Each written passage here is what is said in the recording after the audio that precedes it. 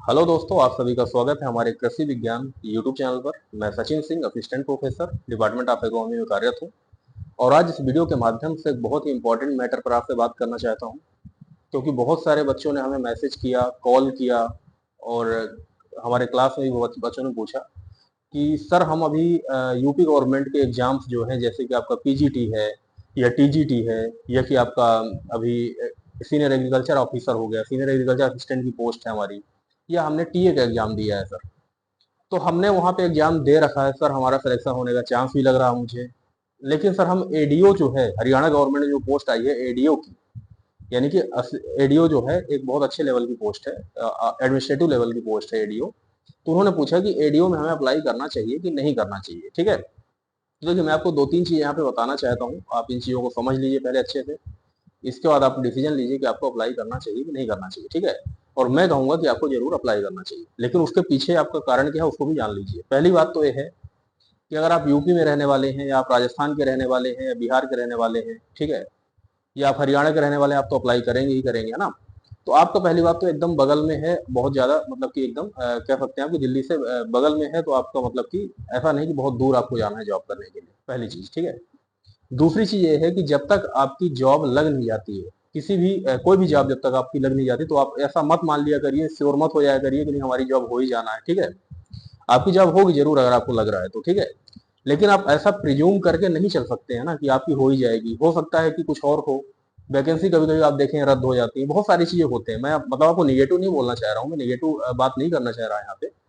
लेकिन आपका जब तक फाइनल रिजल्ट नहीं आया है, जब तक आपकी फाइनल ज्वाइनिंग नहीं हो गई है, फाइनल रिजल्ट आने के बाद जब तक कि आपकी ज्वाइनिंग नहीं हो गई सारे डॉक्यूमेंट वेरिफिकेशन करने के बाद, तब तक आपको कोई भी एग्जाम अगर आ रहे हैं आपके लेवल के, तो उनको आपको जरूर अप्लाई करना चाहिए। अब मैं बात करता हूँ स्पेशली टीए वाले बच्चे जो हैं, जो टेक्निकल असिस्टेंट का एग्जाम दिए, अभी थोड़े दिन पहले ही एग्जाम हुआ है। तो टीए वाले जो बच्चे हैं उनको तो अवश्य अप्लाई करना चाहिए, क्योंकि टीए का जो पे ग्रेड है बहुत कम है। आप देखे होंगे टीए का पे ग्रेड थोड़ा कम है, लेकिन अगर इसका आप पे ग्रेड देखेंगे, इसका एक औधा देखेंगे जॉब का, तो उससे बहुत ज्यादा हाई है, कह सकते हैं आप, थोड़ा सा ऊपर है, मतलब बहुत ज्यादा हाई, मतलब कि एक मतलब उससे ऊपर है, बस समझ लीजिए आप, है ना। तो उससे हाई है उसका एग्जाम का, मतलब कि कह सकते हैं कि जो जॉब का प्रोफाइल है। तो टीए वाले जो स्टूडेंट्स हैं, उनको जरूर अप्लाई करना चाहिए हरियाणा पीसीएस में। हरियाणा पीसीएस के थ्रू जो पोस्ट आई हुई है एग्रीकल्चर डेवलपमेंट ऑफिसर की, एडीए की, एडीओ की। दूसरे जो बच्चे हैं जो एसटीए का एग्जाम दिए हैं, एसटीए वालों का देखो अभी क्या है, रिटर्न एग्जाम हुआ है। ठीक है, रिटर्न एग्जाम में बहुत ज्यादा अनसर्टेनिटी होती है, आप सर्टेन नहीं होते हैं। आप ऐसा नहीं कह सकते कि हमने अच्छा लिख दिया तो आपके नंबर जरूर अच्छे आ जाएंगे। हो सकता है आपने कुछ पॉइंट्स जो आपको एग्जामिनर्स को चाहिए है, जो आपका कॉपी चेक कर रहा है उसको चाहिए, आपने वहां पे मेंशन नहीं किया होगा। तो अगर ऐसा आप नहीं किए हैं तो हो सकता है कि आपके नंबर वहां पे ना आए, आपका सिलेक्शन हो या ना हो, आप फिक्स नहीं है, आप मतलब श्योर नहीं कि आपका सिलेक्शन हो ही जाएगा। ठीक है, जब तक रिजल्ट नहीं आता तब तक आप श्योर अपने आप को बिल्कुल मत मानिए किसी भी चीज में। आप अपनी तैयारी करते रहिए और आप उसको एग्जाम को आप जरूर अप्लाई करिए। तो दूसरी बात हमने किया एसटीए वाले बच्चों की। फिर हम बात करते हैं वह बच्चे जो पीजीटी और टीजीटी का एग्जाम दे रहे हैं। पीजीटी और टीजीटी का एग्जाम जिसकी अभी अनाउंसमेंट हो गया है, तो वो बच्चे भी कंफ्यूजन में हमें कह रहे थे सर हम अप्लाई करेंगे ना करें। तो मैं कहूंगा आप अप्लाई करना चाहिए आपको, अगर आप वहां पे अप्लाई करेंगे, क्योंकि आपकी तैयारी इधर तो चल ही रही है। यहाँ तो आप ऐसा नहीं पढ़ाई नहीं कर रहे हैं या आपकी तैयारी नहीं चल रही है, आप पढ़ाई कर रहे हैं यहाँ पे, आप अप्लाई कर दीजिए और उसके सिलेबस को आप देखिए।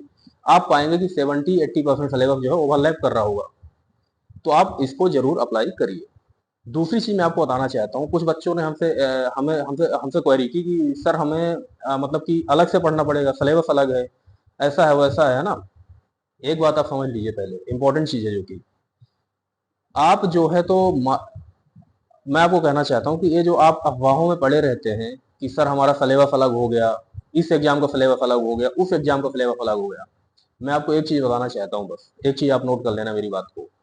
एग्रीकल्चर से रिलेटेड जो भी एग्जाम होते हैं, चाहे वो यूनिवर्सिटी का एंट्रेंस एग्जाम हो मास्टर्स में एडमिशन लेने के लिए, जो सीयूईटी के थ्रू होता है, चाहे वो आपका कोई भी जॉब से रिलेटेड एग्जाम हो, ठीक है, चाहे वो आपका पीएससी से रिलेटेड एग्जाम हो, चाहे वो आपका यूपीएससी का ऑप्शनल हो, यूपीएससी का एग्रीकल्चर ऑप्शनल हो, आप सारे सिलेबस निकाल के उठा के बैठेंगे जब, तो आप पाएंगे कि आपका सिलेबस जो होता है लगभग सिमिलर होता है।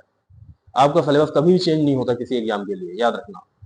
मतलब सिलेबस चेंज होता है लेकिन बहुत 70% सिलेबस जो है वही रहता है, 70% सिलेबस आपको ओवरलैप करेगा ही करेगा, 100% मान लीजिए बात को। तो आप जब भी एक किसी भी अच्छे एग्जाम की तैयारी कर रहे हैं एग्रीकल्चर से रिलेटेड, तो आप ये समझ लीजिए कि आप किसी भी एग्जाम को क्वालिफाई करने की क्षमता रखते हैं। ठीक है, मैं अपनी बारे में बात करूंगा अगर, तो मैं खुद जब मैं तैयारी कर रहा था, मैं एआरएस की तैयारी कर रहा था, मैंने एआरएस के मेंस को क्वालिफाई भी किया। उसी दौरान मेरे 3 एग्जाम साथ में निकले थे। एक तो हमारा यूपी का जो आपका एसटीए का एग्जाम आपने दिया है, जो 2021 में जो वैकेंसी आई थी, उसका मेरा प्री क्वालिफाई हुआ था, मैंने मेंस दिया नहीं था क्योंकि मेरा इधर जॉब हो गया था। दूसरा, मैंने यहाँ पे आपका यूपी हायर एजुकेशन में मेरी पहली रैंक आई। इसके बाद मैंने सीनियर टेक्निकल ऑफिसर को भी क्वालिफाई किया, लेकिन मैं पढ़ एक ही एग्जाम के लिए रहा था। ये बातें आप समझ लीजिए पहले। तो आप भी अगर एक एग्जाम के लिए पढ़ रहे हैं, आप फोकस एक एग्जाम में करिए, लेकिन आप एक एग्जाम में फोकस करने के साथ साथ आप बाकी मल्टीपल एग्जाम में आप अप्लाई करते रहें। आप एग्जाम में जाके अपीयर होइए, आप एग्जाम को दीजिए, और आपका रिजल्ट क्या होगा वो बाद में रिजल्ट ही तय करेगा। ठीक है, इसमें आपका कोई कंट्रोल नहीं है। तो आपका सबसे इंपॉर्टेंट चीज मैं आपको आज जो हमारा वीडियो बनाने का मकसद था, क्योंकि बहुत सारे बच्चे यहाँ पे गुमराह हो रहे थे, बहुत सारे बच्चे जो है यहाँ पे बहुत ज्यादा मतलब कि अफवाहों में पड़े थे कि सर हम अप्लाई नहीं करें या मतलब करेंगे नहीं करें। ठीक है, तो मैं आपको कहूंगा आप अप्लाई उसको जरूर करिए, उसमें अच्छी खासी वैकेंसी है, 785 वैकेंसी कम नहीं होती है। जनरल की सीट में आप वहाँ पे क्वालिफाई कर सकते हैं। ठीक है, तो आप कोई भी एग्जाम जो भी आ रहे हैं आपके किसी भी स्टेट में आ रहे हैं, आप उसको अप्लाई करते रहें, आप एग्जाम देते रहें, और आप अपनी तैयारी अच्छी रखें। ठीक है, और प्रिपरेशन आप जो कॉमन बुक्स होती हैं वही पढ़ना है आपको, ऐसा कोई नया नहीं पढ़ना है।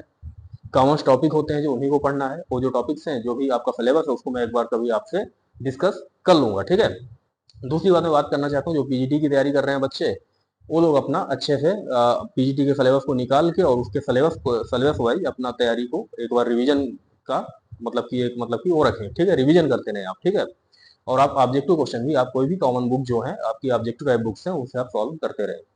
तीसरा, वो उस तरह के बच्चे हैं जो कि आपका अभी एलटी ग्रेड की वैकेंसी आई हुई है। तो एलटी ग्रेड में आप जो बच्चे ऐसे हैं जो एलटी ग्रेड के लिए तैयारी कर रहे हैं, तो उनको आपको रिटर्न की प्रैक्टिस 100% करना पड़ेगा। आपकी राइटिंग स्किल अच्छी होना चाहिए। आपको सिलेबस उठा के सिलेबस वाइज एक क्वेश्चन को आप तैयार करिए। जैसे कि आपने दिया, उसमें आप सिलेबस में देखा होगा आपने, तो उसमें लिखा हुआ है कि स्कोप ऑफ एग्रीकल्चर या scope of agronomy. What is scope of agronomy?